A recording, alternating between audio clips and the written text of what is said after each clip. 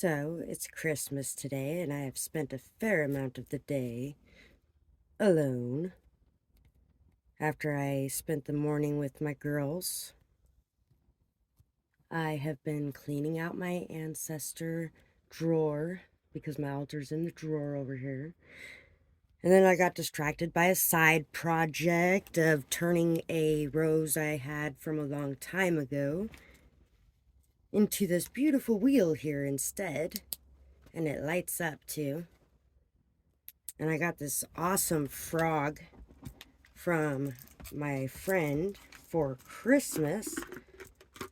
And it lights up green. It used to be a solar light, but it was broken. And so he took out the lights that were in it and put in some other lights that are battery operated so I can use it in my trailer.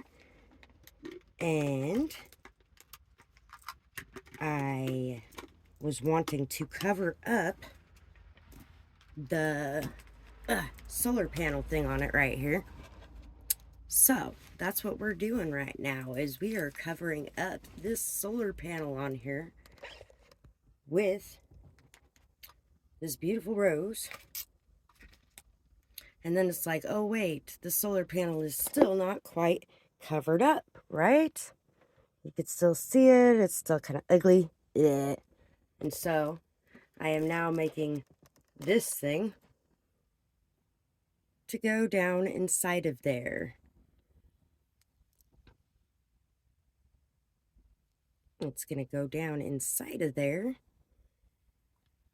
And it's going to fill that hole in. And I might even put one of my round crystals in there as well. So it's kind of like a little crystal ball going on near him with the rose and everything.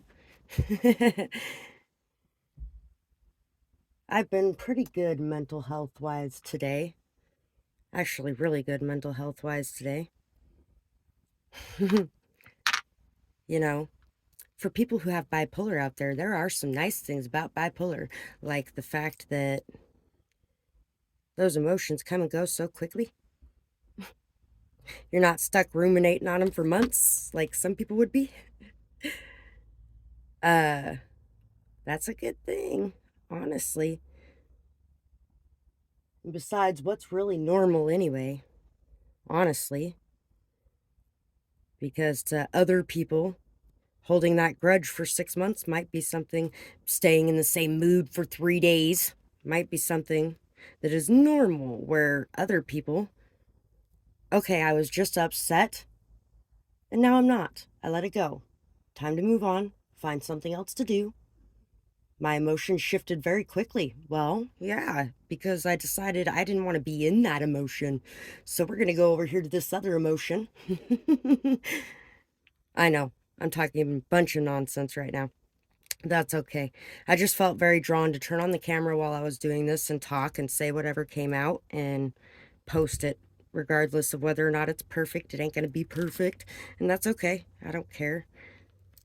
If I cared about perfect, I never would have posted one of my videos to begin with. And I sure wouldn't be posting now, considering how imperfect my videos are and my setup is and everything else like that. But I don't really care, because it's the messages that matter most, and not what my stuff looks like or whether or not it's coming out perfectly. Yesterday, my mental health was not as good as it is today. Kind of had a bit of a meltdown yesterday morning and afternoon. Although by the evening I was pretty good. I was doing okay. And I didn't spend much of yesterday alone either, by the way. Actually, there was a few good people that really wanted to make sure I didn't spend much of it alone. And we ended up doing Christmas yesterday. Then I just got to get it done and over with. My kids didn't end up showing up when they were supposed to yesterday. And then they tried telling me, oh, we never said we were coming on Christmas Eve too. Yes, you did. They finally admitted it after I held my ground on it, but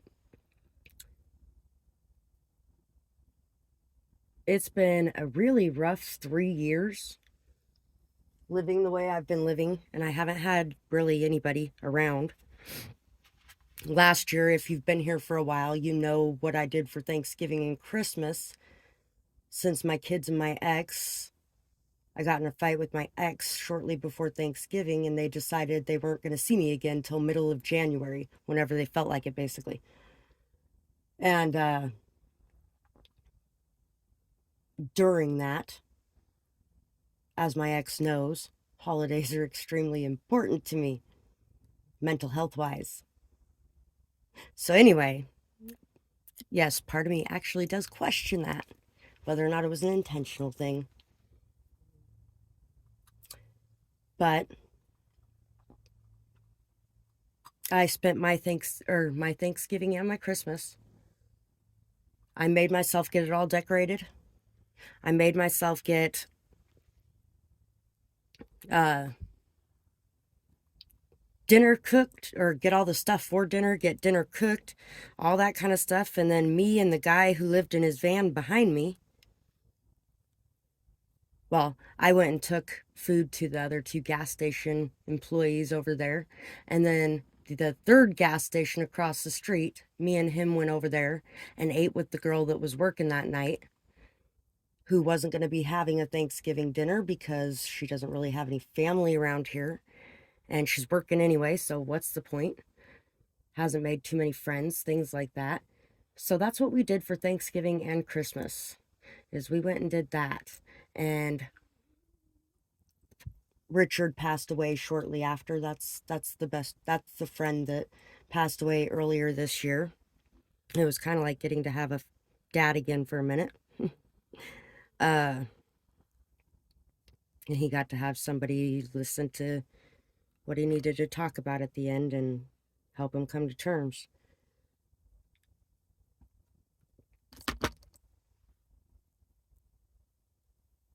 But yeah, we went and did that for Thanksgiving and Christmas last year. And it was good. There was a lot of good things about it, you know. One of the good things about it was I was so fucking busy that I didn't have time to be so upset about everything that was going on. I mean, yeah, there was some upset, but it wasn't super, super bad for the most part because I was busy making that holiday for other people who weren't going to have it if I didn't do it either. And so I was doing it for me and them. And I was on a mission. This year, I didn't really have to do a whole lot to put my Thanksgiving and Christmas together. The people whose house I'm staying outside of in my RV, uh, they did Christmas dinner and Thanksgiving dinner. And we all got each other presents and stuff like that. It's been 3 years since I've done a normal Christmas, somewhat normal Christmas like that. And I mean, it didn't go perfect. There was some drinking and there was an argument that happened, but it was a very quick argument. They, backed themselves off into their own corners and took care of it. And, you know, it was a really nice Christmas. But I think it just gave me a lot of time and a lot of, thinking about things. And it also, I wasn't having to take care of me for once. The last 3 years, I mean, I spent my entire life taking care of everybody on the fucking planet. Everybody I run into. And everybody's children. Everybody's adult children, too. I've spent so long taking care of everyone.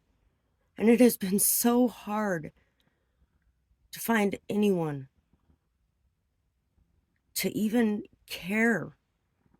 Care enough to even fucking not even care for me, not even take care of me, not even fucking give to me, not even lift me up, but just fucking notice. To notice.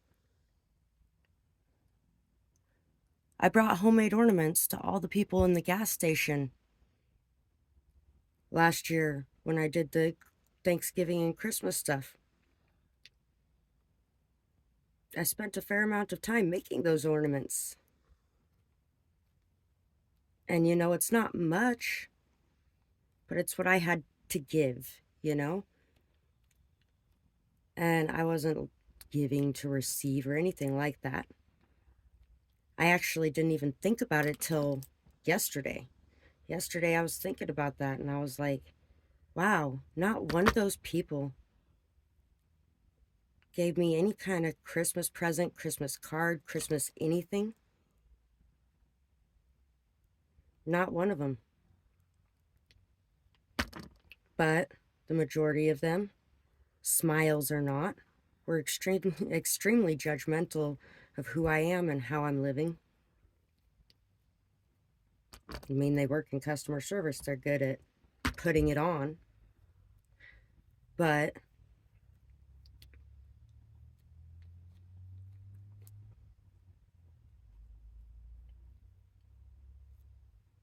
I don't think anybody even really thought of it either, you know? As they got to go home that night to their warm house with their presents and their food and their feast and their, No wonder the Grinch got so upset when he did what he did. Because he was sitting there alone, outcasted, thrown in the trash by everyone around him. Everyone around him who only cared about money and things. But they didn't really care about what was right in front of them, the people. It's easy to see why he ended up doing what he did when you think about it that way. I'm not saying it was right or anything, and at the same time, look what happened because he did it.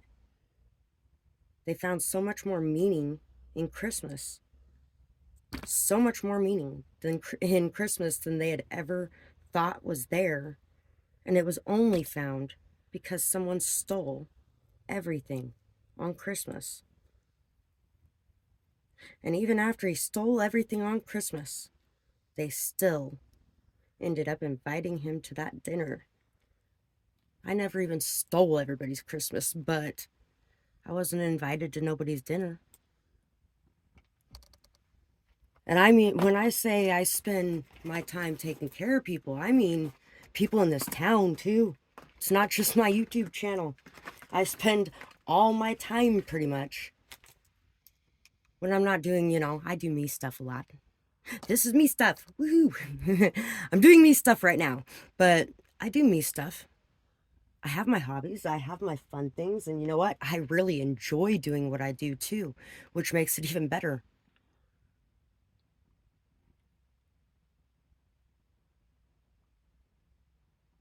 I spend a lot of time talking to a lot of people, and I've talked to a lot of people in this town. And there have been a few that have shown really solid gratitude and have given me the recognition. But I would say about 97% of them have totally denied I helped them in any way or refused to give me any kind of recognition or even a thank you, or have never done a thing for me, wasn't looking for anything. I was looking to help people, to lift them up, to make them feel good, and to help them work through things that are hurting them. Not because of what I can get out of it, but because I love to see people shining. And I love to see people find their way out of that fucking darkness and conquer that motherfucker. I like to see people make their demons their bitch and ride that shit with no back talking at all.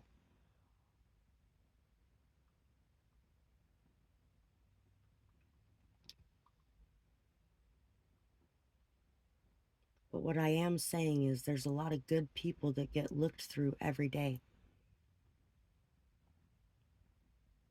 And yet we get up every day and we strive to make this world a better place. We strive to make ourselves a better person in it. We strive to see the better in it and to open our eyes to the good things, to open the eyes of everyone around us to the beautiful heaven that is everywhere around us, if we choose to look at it from that perspective. And some days, yeah, I'm not living in heaven, just like any other human being on this planet.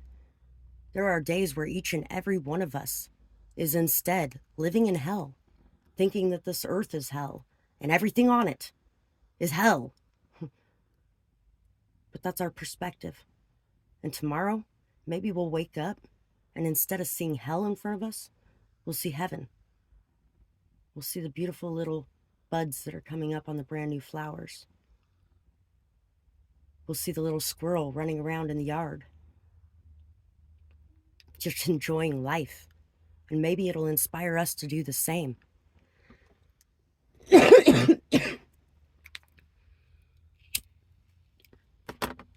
I had no idea what this talk was going to end up turning into, but I'm glad I got on here and did it. Because you know what? It's turning into a pretty damn good talk. I really hope you guys are enjoying it too. This is just, you know,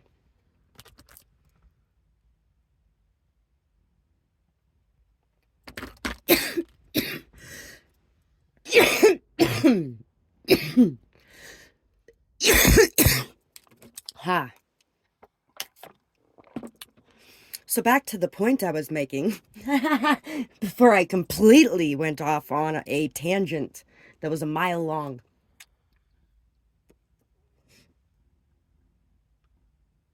What was I saying?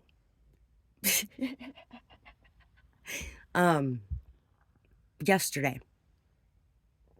I'm pretty sure I was feeling the way I was feeling because I finally didn't have to be fucking responsible for it.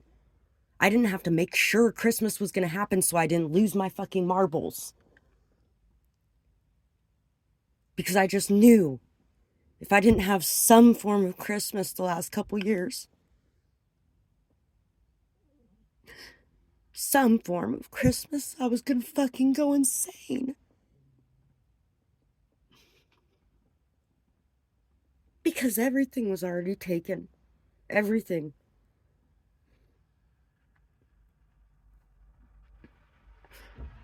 And I wasn't going to let Christmas get taken either. Or two. And so I made damn sure that I made Christmas for myself because there was nobody else there to do it. There was nobody else there to offer me a seat at their table. I'm sure a lot of them threw away food after that night. But there were people in this city that didn't get to sit at a table to eat dinner.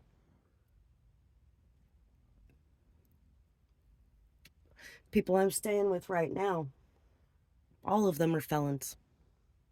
All of them.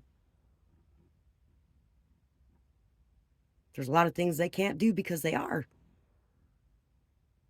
Fuck, they're amazing people. They have their dark side. They have their shadow side. Trust me on that. Everyone does. I do. But they're fucking amazing. They feed me. They feed another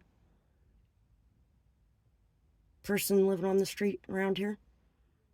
We take showers here. I technically could take showers at the gym, but it's winter and I don't want to walk across town to do it from where I'm staying at right in front of their house.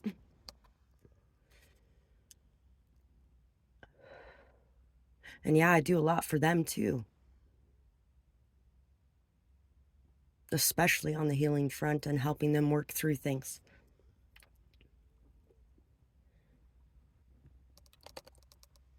But for once, there's some people who are willing to reciprocate a bit, willing to also accept what I do to add to the situation as a real thing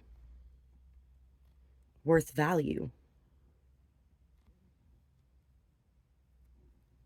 And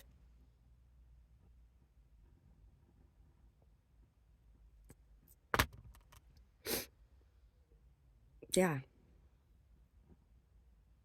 there's a lot of people, I'm sure,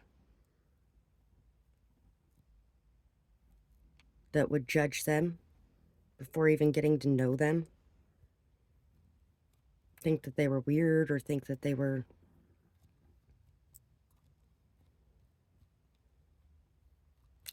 just alcoholics, because they all kind of are.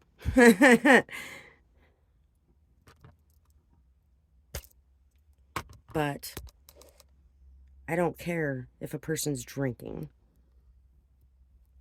I mean, I do. Of course I do. I don't want them to drink themselves to death. My dad did that. I don't want them to drink themselves to death. That's, of course I care. But point being, I don't care that they drink. I don't care that they try to escape life because they can't see the heaven in it right now. I don't care. And I don't judge it. Now, do I care how they treat me? Yes, I do. Drinking's not an excuse for disrespect. And if you disrespect me, drunk or sober, that's what I care about. And people mostly know better. I've only had to address a couple minor ones with these people because they know better. They know I'm not going to put up with it. Even if it's things that they themselves put up with each other. They know I'm not going to put up with it. And it's not because I don't love them unconditionally. It's because I cannot be around it because it drains my energy and causes me to start being sick. And I can't do that. So in order for me to be able to be here helping them and them to be able to be here helping me,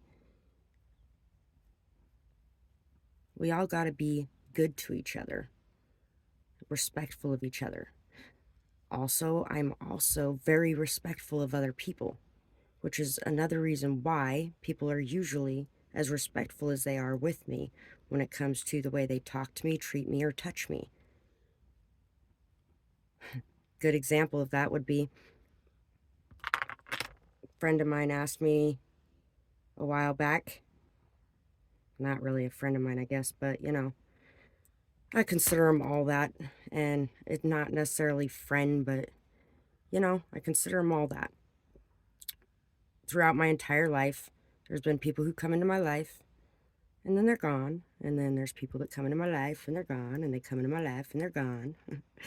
And I was meant to cross their paths, but we weren't meant to be around each other forever. We were meant to cross each other's paths, and then we were meant to be going on to something else. Maybe we needed to cross each other's paths so that for something to do with somebody else we were going to cross paths with later. Who knows? It could even be that intricate. Anyway, so this guy, he's like, you know what? There are a lot of women that just put their hands on me like I'm a piece of meat, and they treat me like I'm just a piece of meat, and they should be able to do whatever they want with me, because I'm a guy. But we're not supposed to do that to women. How do I get these women to stop doing that to me? And I was like, I'll put it this way. For one thing, I noticed the other night when they were doing it to you, you kind of started doing it to them. You were participating in it. You were joining in. You made it seem like it was okay. Cool. Awesome. We can do this. I enjoy doing this. I'm going to do it too. If you notice, people don't do that to me, but that's because I don't join in that.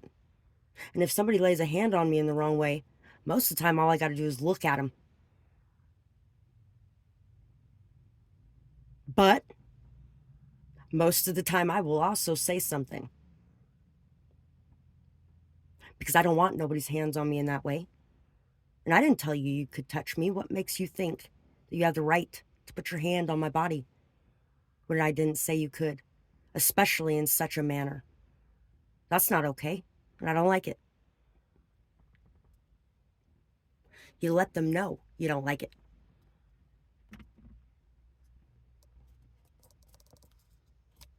You let them know you don't like it, you don't want them doing it, and please refrain. If they can't figure it out, then you can let them know that, hey, this is sexual harassment.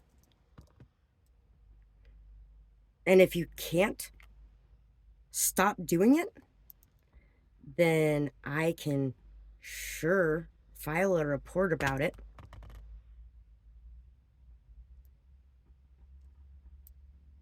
It just depends on how far you want to take it. Me personally, I don't take things to the cops very often at all. When it absolutely has to go there, no problem. But for the most part, no, I don't take anything to the cops. Especially in this place, because it works a lot differently than it did where I grew up at.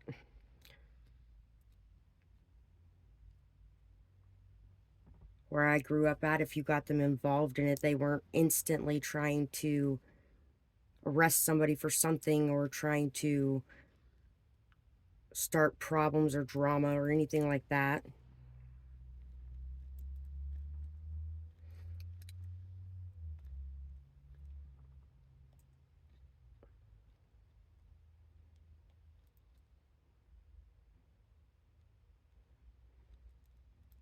It's night and day between here and where I came from. If anybody knows the area, you got Elko, Nevada, and Nevada, Democrat state, legalized gaming, legalized whorehouses. I grew up in a mining city. I grew, for a while when I was growing up, we lived a block away from one of the cat houses, and I didn't know what cat house meant until like 6 years later. Probably a good thing, but yeah, we lived a block away from it. We lived a block and a half away from one of the casinos.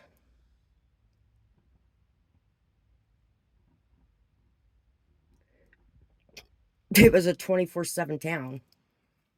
At that point, anymore, it kind of closes at sundown too. The 90s was 24/7, but uh, in general, I think most places. But anyway, so it was a 24/7 town. Up here, it's the town that closed at sundown. It's a lot smaller of a town. There's churches everywhere. There's like 20 churches in this tiny little itty bitty town. And yet, there are still people who have gone without eating in this town on this street. The last year or two, there's been a lot of improvements made. A lot of improvements made. But still, there are people who go without on a regular basis with 20 churches around. And it's usually not the people from the churches that are reaching out. It's the people like these people that I'm staying across the street from right now. It's the ones who have been there before and know what it's like and are willing to lend a helping hand. Or the people as well who just grew up without a whole lot. And so you were taught that you share what you have. Some people were. Even poor people, some people weren't. Some people were taught to hoard it and save it all because you never know when you're going to need it, and you can't give anything away because there's not going to be anything to replace it. That state of lack.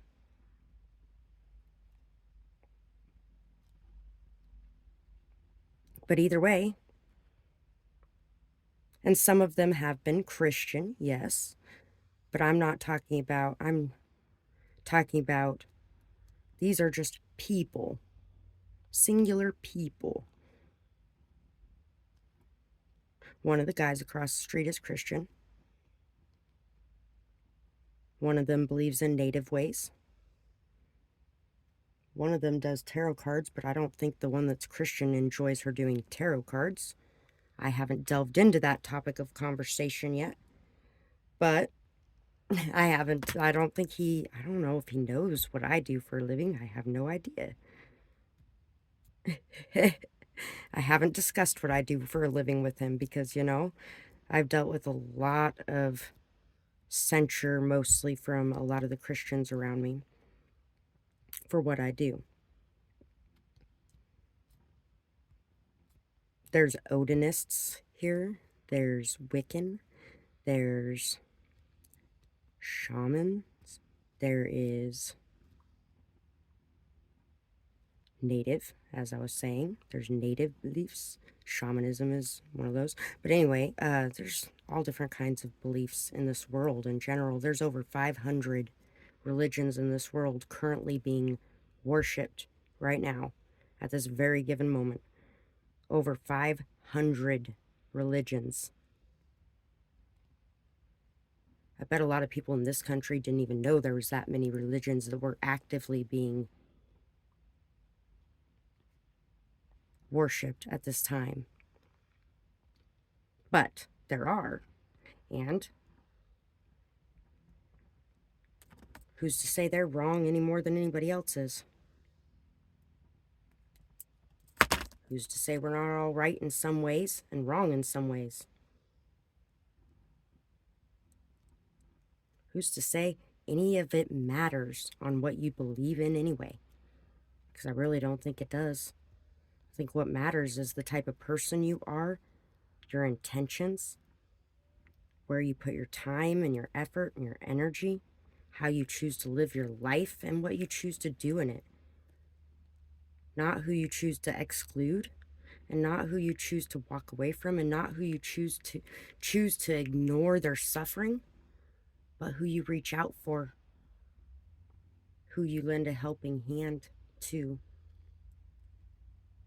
who you shine a light on.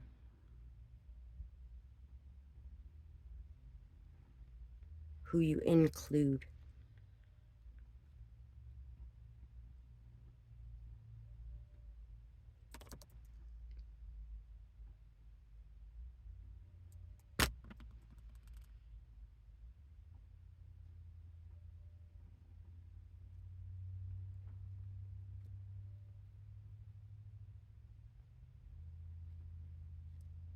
But yeah, sometimes you find extremely good people in extremely unlikely scenarios, situations, or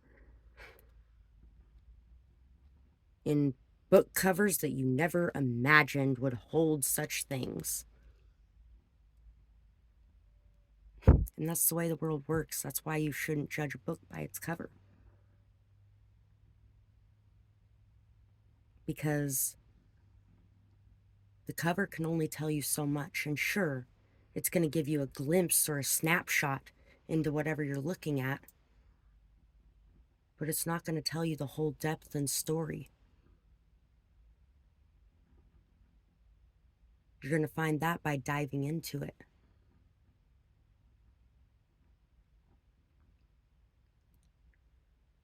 There's probably a lot of people who look at me and see and notice all the attention I get from men and all that kind of crap.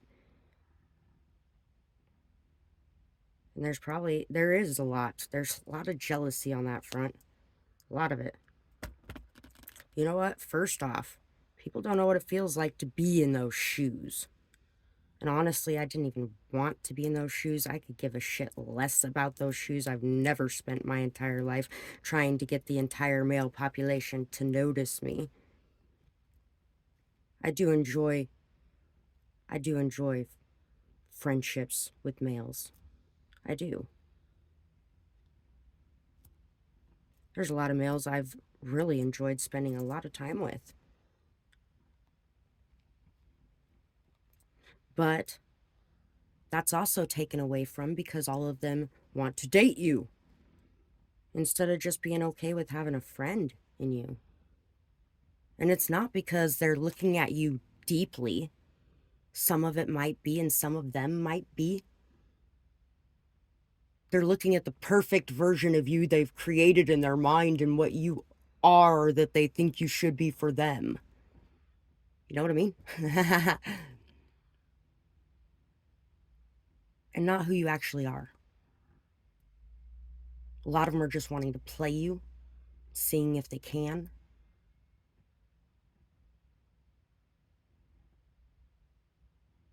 A lot of them are just thinking, oh, she's an airhead, but she's hot. I'm going to screw her.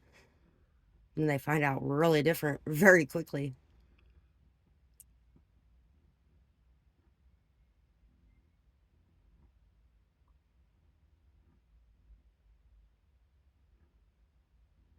Some of them realize before they even do it. And some of them don't care and still do it anyway. Pretty privilege over there. You know what? I was kind of the ugly duckling my entire life, honestly. I really was.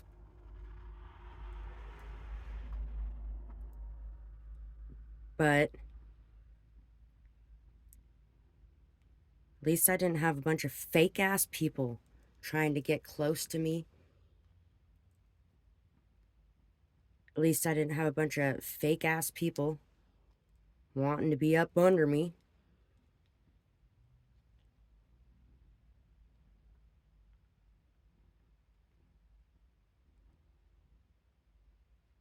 I didn't have many friends throughout my entire life, honestly. Here and there was a short term connection. There was constantly a short term connection, but not many that lasted. I don't have the lasting ones like that, really.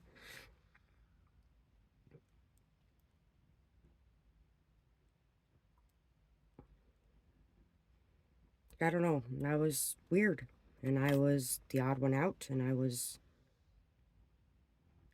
also spent a lot of time cultivating a nice invisibility shield, too, when I was younger, because of being molested at the time. And so, that, of course, doesn't help any either. It took a while to come out of that. But even after coming out of that, I still, it still wasn't, I wasn't, everybody's topic of conversation or anything.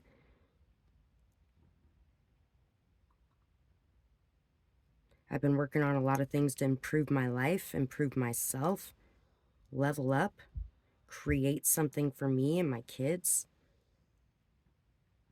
And all that adds into that. How I've been feeling about myself the last couple of years since I've walked away from a lot of toxicity, a lot of abuse that were actually cycles that I had had when I was a kid that I did not walk away from when I was a kid, but I did get to vindicate my inner child, protect, honor, and respect my inner child by letting people know that it was never going to happen again and I would always protect her from now on, even if I couldn't then.